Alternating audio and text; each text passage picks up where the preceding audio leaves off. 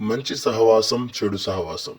ఒక చెట్టు మీద రెండు రామచిలుకలు చక్కగా గూడు కట్టుకొని తమ పిల్లలతో సంతోషంగా కాలం గడుపుతున్నాయి. ఒకనాడు పొద్దున్నే అమ్మ చిలుక, నాన్న చిలుక ఆహారం కోసం చూస్తూ బయటికి వెళ్ళాయి. ఇంతలో ఒక బోయవాడు పిల్ల చిలుకని దొంగలించాడు.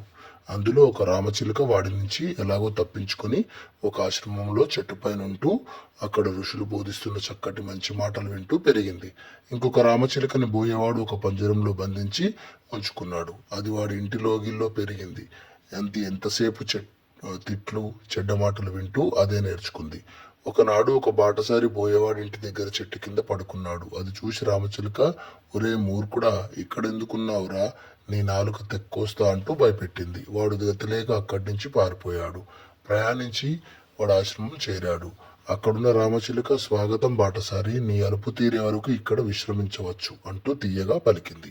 ఆశ్చర్యపోతూ బోయేవాడు, నీలాంటి రామచిలుకని నేను దారిలో కలిశాను, కానీ అది మహాకటువుగా మాట్లాడుతుంది అన్నాడు.